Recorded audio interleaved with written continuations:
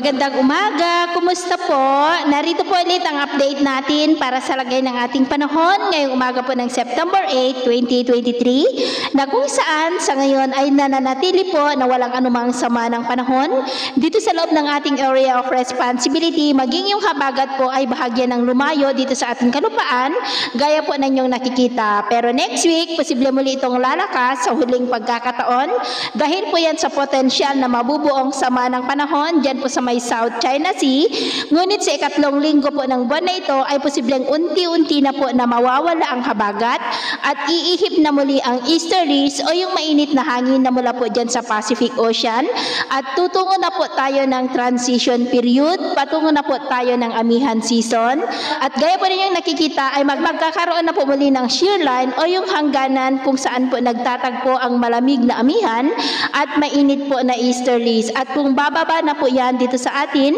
ay nasa amihan season na po tayo. Samantala sa labas po ng ating area of responsibility ay LPA nga po na nabuo at tinawag po ito ng Joint Typhoon Warning Center na Invest 90W pero mababa po ang tsansa nito na makaapekto sa ating bansa. Kikilos po yan palayo at sa ating pong long range forecast ay wala pa naman pong bagyo na nakikita na tatawid sa malaking bahagi po ng ating bansa hanggang sa susunod na 2 linggo. Posible pa rin ang pamumuo ng mga sama ng panahon at ang development po ng mga ito ang ating babantayan. At sa lagay po ng ating panahon ngayong madaling araw ay generally fair weather na po sa malaking bahagi ng ating bansa lalo na dito sa Luzon. Pero mayroon pa rin pong tsansa ng mga isolated rain sa ilang bahagi ng Mimaropa, ilang bahagi po ng Legazpi, Aklan, Guimaras, Iloilo, ilang bahagi po ng Negros, Cebu, Bohol, Southern Leyte, Catarman, Tacloban, Borongan, Northern Samar, Sulu Archipelago at Zamboanga Peninsula. At mamaya po ay sisikat ang araw sa malaking bahagi ng ating bansa maliban lamang sa mga tsansa pa rin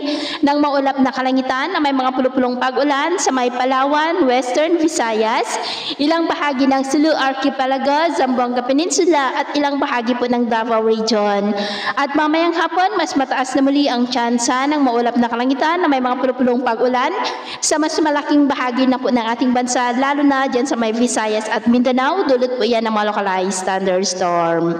Kaya kung lalabas tayo sa ating mga tahanan ay ugaliin lamang po natin ang magdala ng kahit anong panangga natin sa init ng araw at proteksyon na rin po